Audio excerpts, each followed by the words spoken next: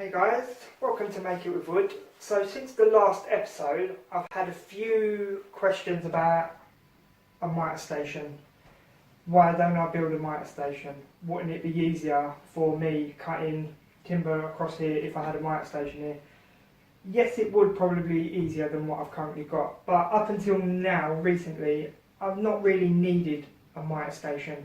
So finally, on this episode, I'm going to build a mitre station along here.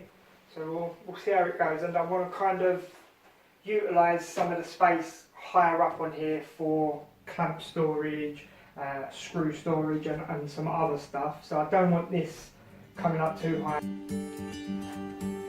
So first off, I measured the width of my cabinet. And it looks about 77 inches. I then got an idea of the height I wanted. I then started breaking down the ply into what I would need first, which would be the 4 sides. If you're interested in a full cut list and materials I used, I will leave a link in the description to my website where you can find them. So I tried some pocket holes in the base or side pieces, and overall they came out pretty good, although I think I'll invest in the Craig system, which seems to be the best for pocket holes.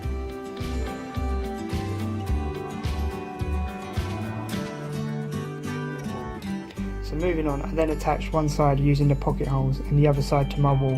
As this would be against the wall, it was fine.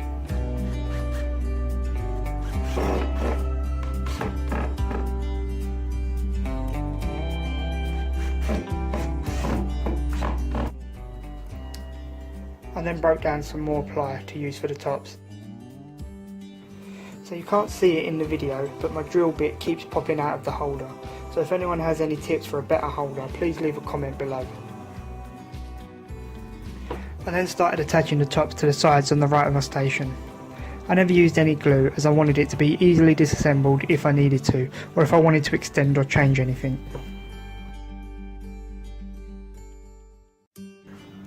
Now I was going to use my old mitre saw for this project and measured for my old saw, but as you can see I purchased a new saw, and I will leave a link in the description where you can find this. And I will also leave a link to my website makeitwithwood.com where you can find a full list of tools that I used for this project. So having this new saw, I needed to remeasure the height and transfer this to my ply. I never needed to change too much with regards to the height, just trim a couple of boards. So I then ripped down some ply to my new size and attached it to the sides using screws. I also went ahead and started to attach the left side of the station to add in my saw base piece.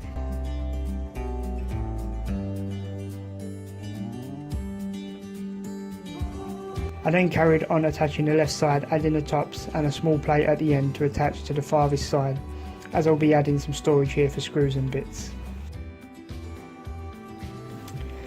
So here I misjudged my height and had to add in some spacer blocks under the mitre saw. I think it was about 2mm out, which luckily I had some scrap hardboard that I used. So again I had to change my design and add in some extra pieces to compensate for my new saw, and just hobbled some scraps together and added an extra piece on top using MDF.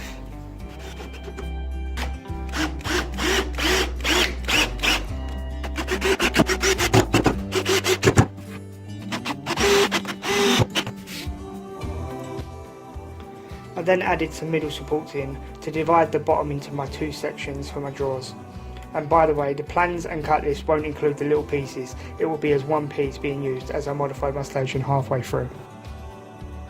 So moving on, I had some nice sized pine balls laying around that were perfect for my fence, so I ripped them down on my table saw to around 3.5 inches wide to use as my base and actual fence on each side. So I've made my mark. This line at the front here is where my fence, front of my fence, I need it to be. So I've put my front fence on, I've put my back bit on, and I've marked along the back here where I need this to come back to. So now I'm just going to glue and screw this down, and then glue and screw my front fence to my baseboard.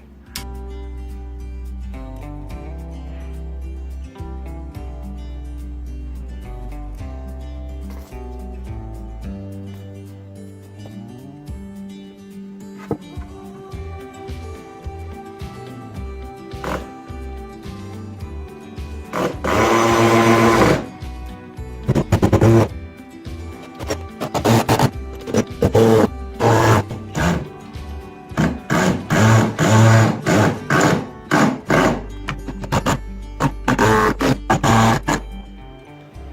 then checked my fence with a speed square to make sure it was at a 90 degree, and ripped down some offcuts from the pine boards to use as the runners for my top shelves.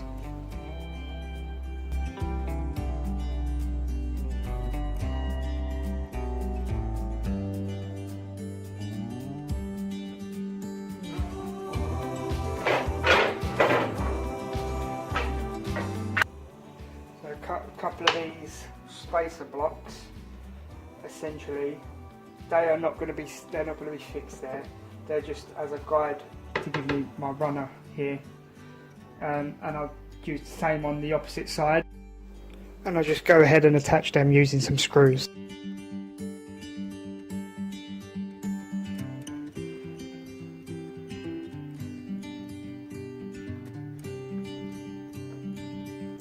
So that's looking good.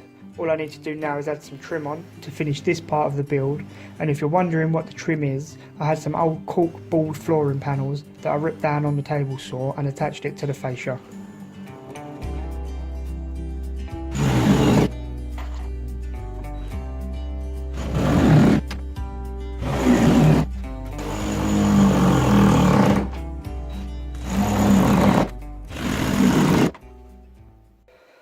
So that's going to be it for part one.